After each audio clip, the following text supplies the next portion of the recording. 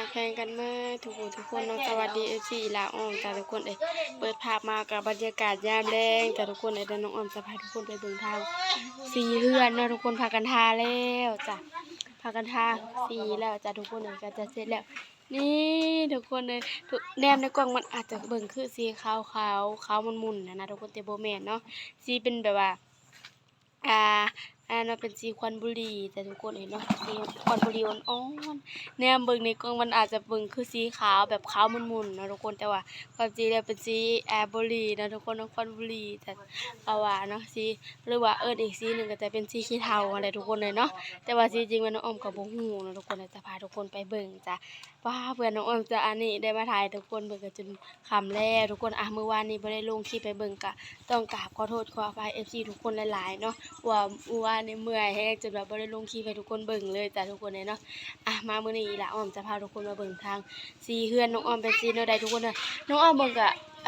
แนวเบิ่งก็คือว่างามอยู่จ้ะสีนี่ทุกคนเนาะเพราะว่าน้องอ้อมอยากได้สีนี่น่ะโดนแล้วเนาะทุกคนอยากได้ตั้งแต่เฮือนอยู่ลาวแล้วเนาะน้องอ้อมอยากได้สีเป็นแบบว่าสีขี้เทาแต่ว่ามันจะได้อีกสีแบบเข้มๆแบบฟ้าแบบสีฟ้าแบบเข้มๆแบบมันจะออกเทาหน่อยนึงนะแบบนั่นแต่มันบ่แม่นสีที่น้องอ้อมอยากได้เนาะสีที่อยากได้คือสีแบบนี้อยู่พูดนานทุกคนเป็นสีควันบุหรี่อ่อนๆแบบเข้มกว่านี้นะอยากได้สีควันบุหรี่เข้มๆกว่านี้แต่ว่าอันนี้เป็นสีควันบุหรี่อ่อนๆเนาะทุกคนเนาะแบบว่าแนมเบิ่งน่ะมันจะออกสีขาวลายกว่าแต่ว่าคันเบิ่งชัดๆจะเป็นสีขี้เถ้านะทุกคนเนาะแล้วน้องอ้อมจะพาทุกคนไปเบิ่งนำกันจ้ะทุกคนเดี๋ยวจะปรับกล้องหลังให้ทุกคนเบิ่งนะทุกคนเนาะนี่แต่ทุกคนแนมเบิ่งทุกคนปรับให้ทุกคนเบิ่งทางหลังว่าเป็นจังไดงามอยู่บ่ทุกคนสีแบบนี้เนาะทุกคนมันก็แล้วแต่ตามที่คนมักเนาะว่าเป็นสีขี้เถ้าแบบนี้นะบางคนก็ว่าบ่ค่อยงามบางคนก็ว่ามันงามบางคนก็มักบางคนก็บ่มักอะไรทุกคนเนาะน้องอ้อมว่างามอยู่จ้ะทุกคนเดี๋ยวจะพาไปเบิ่งอีกข้างหนึ่งเนาะทุกคนเนาะทาแล้วอันนี้ในทางหน้ายังเหลือแต่เก็บขอบทางเทิงมันพุ่นเลยทุกคนเลยเนาะเฮ็ดทุกคนว่างามอยู่บ่แนมเบิ่งในกล้องมันอาจจะออกเป็นสีขาวๆเนาะทุกคนเนาะมันออกเป็นสีขาวแบบขาวมุนๆนะทุกคนแต่ว่าอันนี้มันเป็นสีขี้เถ้าเนาะทุกคนเนาะสีควันบุหรี่เดี๋ยวจะพาไปเบิ่งทางแม่เพิ่นกำลังทาอยู่พุ่นจ้ะทุกคนเนาะไปเบิ่งนำกันจ้ะเพิ่นกำลังทาอยู่นี่ทุกคนนี่ทางแม่น้องอ้อมกำลังทาอยู่จ้ะทุกคนเด้จะเป็นสีแบบนี้ทุกคนน้องอ้อมลืมบอกจ้ะว่าน้องอ้อมก็คั่วออกมาแล้วนี่จ้ะทุกคนก็ออกมาแล้วจ้ะทุกคนนี่พากันก็คั่วออกมาแล้วจ้ะทุกคนก็ออกมากว้างเติบอยู่นี่จะเป็นหม่องไว้รถตรงนี้นะทุกคนหม่องจอดรถตรงนี้แต่ก็ยังบ่ทันได้มีรถมาจอดดอกก็คือจะได้จอดซาเล้งไปก่อนนั่นแหละทุกคนต้องหาซื้อรถแล้วหาซื้อรถยนต์คันใหญ่แล้วมาจอดใส่ทุกคนนะยังบ่ทันได้ดอกทุกคนเนาะหาซื้อรถเก๋งมาจอดใส่ว่าซั่นทุกคนนะเพิ่นว่านะอันนี้ก็จะเป็นหม่องหุ่มรถนะทุกคนนี่ก็จะเป็นครัวแต่ทุกคนครัวกับบ่ได้ใหญ่นี่จะบ่ได้ก่อขึ้นนี่ทุกคนเบิ่งทางสีมันก็จะหกเนี่ยน้อยหนึ่งเนาะเพราะว่ายังบ่ทันมีฮอดหม้องไว้ครัวทุกคนก็พากันมาหุ่มไว้แต่หม้องนี้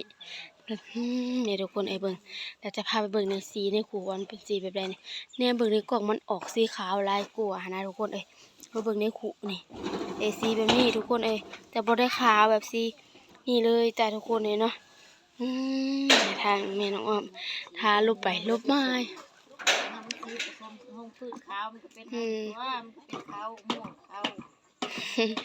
ทุกคน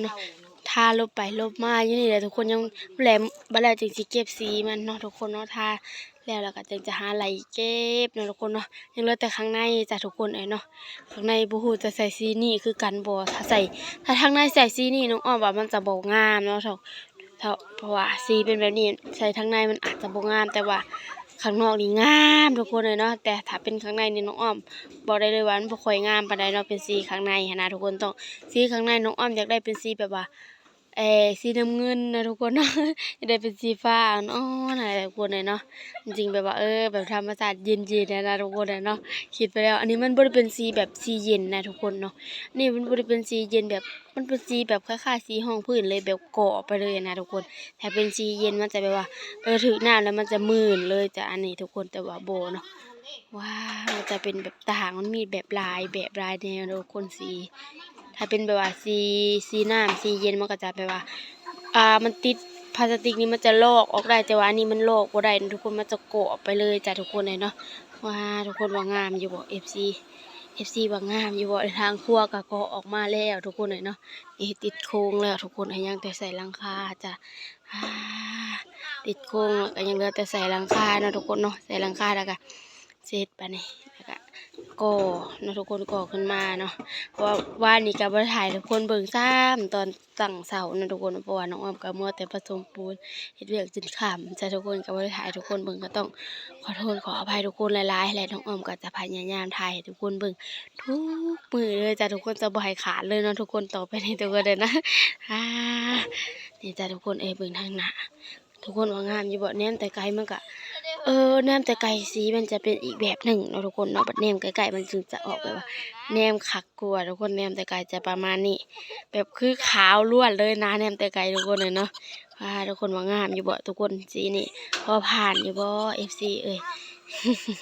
สวยเม่นบอกอีหลาอ้อมเด้อว่าสีนี่งามอยู่บ่ทุกคนเลยเนาะเอาแนมเบิ่งไกลๆก็จะประมาณนี้จ้ะทุกคนเลยเนาะนี่งามอยู่บ่ทุกคนว่า ว่าว่าก็ถือว่างามอยู่สีแนวนี้ทุกคนเลยเนาะก็กลัวออกมาแล้วจ้ะทุกคนนี่ก็กลัวออกมากะบ่ได้ใหญ่ปานใดดอกก็ถือว่าใหญ่อยู่หั่นแหละครัวทุกคนเลยเนาะแต่ว่าหม้องนี้จะบ่ได้อันนั้นเนาะเฮ็ดเป็นห่มหั่นแหละทุกคนเลยเนาะวันบ่มีหม้องไว้รถซาเล้งคันนี้แหละทุกคน ก็จะได้เอาเขาไว้ในห่มแนวแต่ละมื้อก็มีแต่ปลูกมันไว้นะทุกคนเนาะเพราะว่าแดดมันบ่มีฮอดห่มใหม่เลยจ้ะทุกคนเลยเพราะว่าจะไปจอดทางหลังก็พวกจะไปจอดหม้องใดหั้นนะทุกคนเลยเนาะป้านี่ทุกคนว่างามอยู่บ่ แต่กระถาเบิ่งน้ำกันสีข้างในมันจะเป็นสีแนวใดทุกคนนี่สีข้างนอกก็จะเป็นสีแบบนี้นี่เบิ่งได้กระปุกมันก็จะเป็นอีกแบบนี้ทุกคนนี่สีแบบสีขี้เถ้าแบบเทาแบบมันเป็นควันบุหรี่อ่อนๆนะทุกคนถ้าเข้มกว่านี้มันจะงามกว่านี้เนาะแบบว่าเข้มแบบเข้มแห้งๆนะทุกคนอันนี้มันยังอ่อนเนาะแบบว่า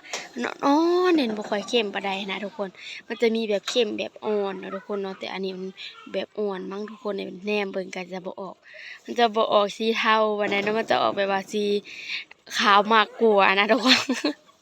แต่ว่าหลังคนแนมก็เป็นสีขาวเลยทุกคนแต่ทางสังเกตดีๆก็จะเป็นสีขี้เถ้าเนาะคนนี่งามอยู่บ่เด้นะถ้ารุ่นนำกันสีข้างในจะเป็นสีแนวใดจ้ะ หลังเทื่อก็ได้ทาแต่สีขาวซ้ำกับบ่จักทุกคนเลยนะ นี่พามาเบิ่งทางหน้าคนเลยยังแต่ทาเสาแต้มเสานี่แหละใส่ทุกคนเสามันต้องได้แต้มใส่ทาใส่คือกันนั่นแหละทุกคนบ่ซั่นแหละบ่งามนะทุกคนเนาะนี่แล้วก็เฮ็ดแล้วก็คือจะแปลนอยู่เรือนเนาะทุกคนเนาะเพราะว่ามันเพื่อนบ่ทันแล้วบัดมาอยู่ก่อนมันบ่มีหม้องไว้หม้องว่างเครื่องนะทุกคนก็ต้องได้ไปหากองไว้หม้องหันหม้องนี้มันก็จะหกเนี่ยทุกคนบัดเฮ็ดแล้วทุกอย่างแล้วมันก็ได้ไปเก็บเปลี่ยนแล้วมันก็จะมันก็จะงามแน่มันก็จะสะอาดขึ้นมาแน่อันนี้มันก็หกเนาะทุกคนเนาะเพราะว่ามันบ่มีหม้องไว้เลยตอนนี้ว้าวนี่อันนี้ยังบ่ทันได้ทาเนาะเพราะว่าย่านประตูเปื้อนเนาะทุกคน จักเสร็จใดเด้ย่านประตูเปื้อนทุกคนเนาะประตูก็เด็กน้อยก็พากันจีกออกจนเบิดแล้วพลาสติกมันนะทุกคนถุงยางห่อหุ้มมันเลยก็พากันไปจีกออกจนเบิดเลยเด็กน้อยทุกคนเลยเนาะ อืมมือไวเนาะทุกคนเขาก็จีกออกจนเบิดกันระวังเอาหั่นแหละทุกคนบ่อยากมันถึกประตูย่านบ่งามเนาะทุกคนเนาะประตูก็น้องอ้อมเบิ่งช่วงมันอาจจะบ่ทนเนาะประตูอันนี้ทุกคนถึกน้ำนิดนึงมันก็จะผุออกได้เพราะว่ามันเป็นไม้อัดเนาะมันบ่ได้เป็นไม้แท้เนาะทุกคนเป็นไม้อัดนี่มันผุง่ายเวลามันถึกน้ำทุกคนระวังแต่ย่านเด็กน้อยเอาน้ำไปสาดใส่หั่นแหละทุกคนนี่งามอยู่บ่เด้ FC สวยเม่นบอกอีหลาอ้อมแน่ น้องน้องอ้อมก็ว่ามันงามอยู่น้องอ้อมก็มักอยู่สีนี่ทุกคนเนาะเบิ่งไปเบิ่งมาก็ถือว่างามอยู่จ้ะทุกคนมักอยู่สีแบบนี้ทุกคนทาแต่ไม้ฟ้าอันนั้นทุกคนบ่ได้ทาไม้โซล่านะทุกคนเพราะว่ามันเป็นสีของมันอยู่แล้วก็ระวังเอาแล้วจะหาเอาแปรงไปหาอะไรเก็บทางขอบมันนั่นแหละทุกคนเนาะแล้วก็ในเสามันนั่นแหละทุกคนหาอะไรเก็บในตีนมันนำทุกคนโอ้ยเนาะไปเฮ็ดแล้วน้องอ้อมก็คือสิได้เทอ้อมขอบมันนำเนาะทุกคนบ่ซั่นแล้วมันยากขนาดทุกคนมันก็จะบ่งาม ส่วนมากน้องอ้อมจะเทแบบกระเจือนอ้อมเลยหั้นนะทุกคนมันจึงจะงามนะทุกคนเนาะนี่แหละนี่ก็เริ่มค่ำลงแล้วจ้ะทุกคนเลยเนาะโอ้นี่อากาศร้อนแรงจ้ะมื้อนี้ทุกคนน้องอ้อมจนว่าเจ็บปวดหัวนี่ทุกคนเลยเนาะเจ็บหัวกินยาลงไปยาพารา3 เม็ดแล้วอัดลงไปนี่ทุกคนก็คือว่าไข้ขึ้นแน่แล้วจ้ะทุกคนเอ้ยก็ยังเจ็บอยู่ตอนนี้ทุกคนเลยเนาะอากาศมันร้อนมันแดดเนาะทุกคนเนาะผัดเฮ็ดเวียกตากแดดแน่นะ